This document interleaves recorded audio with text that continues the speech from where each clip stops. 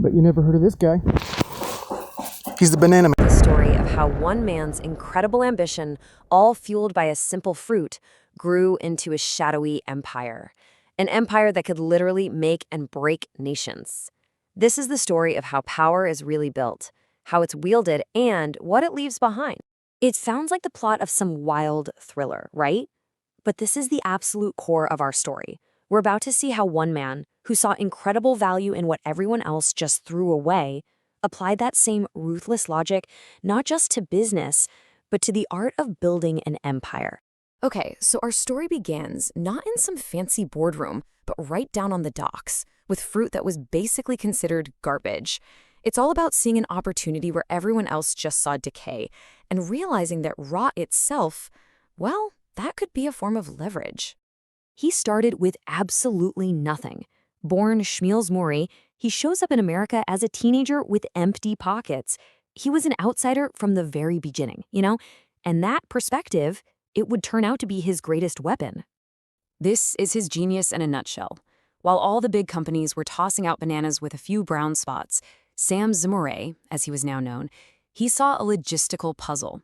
He'd buy the ripening fruit for next to nothing, master the railway timetables to race it to market, and sell it cheap just before it spoiled. You see, he wasn't just selling fruit, he was selling time. So here's where the story takes a massive turn.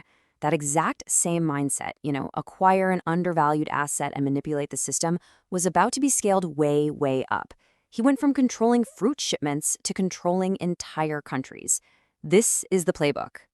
This is the blueprint, right here. First, you secure the asset, in this case, huge plots of land in Honduras, all on credit. Then, when the local government gets in your way, you don't just lobby them, you replace them. He funded a whole mercenary army for an exiled politician, and once his guy was in power, the payoff was just immense. Almost no taxes and total control of the land.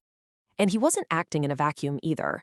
The official U.S. government line was all about supporting friendly governments. Zemurray just kind of took it upon himself to define what friendly meant, totally blurring the line between his company's bottom line and America's foreign policy.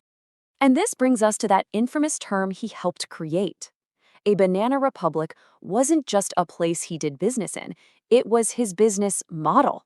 He literally engineered a system where a country's entire political and economic stability was completely dependent on his company.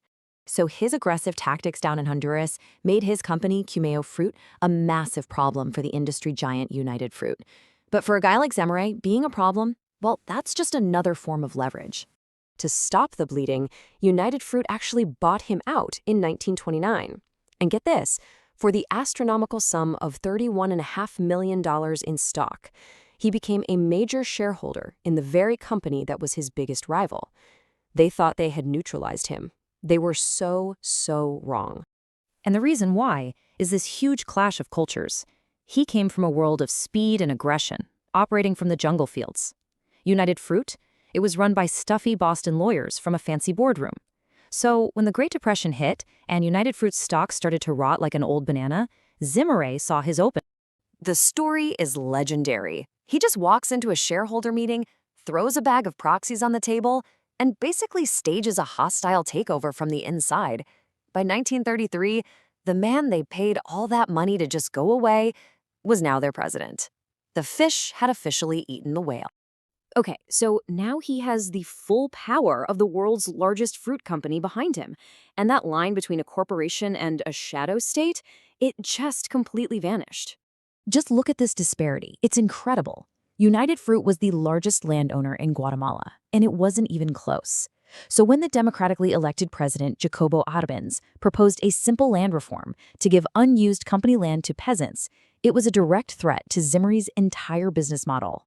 And his response? He didn't just lobby, he weaponized public relations. We know from declassified CIA files that United Fruit launched a massive campaign to paint Arbenz as a communist threat.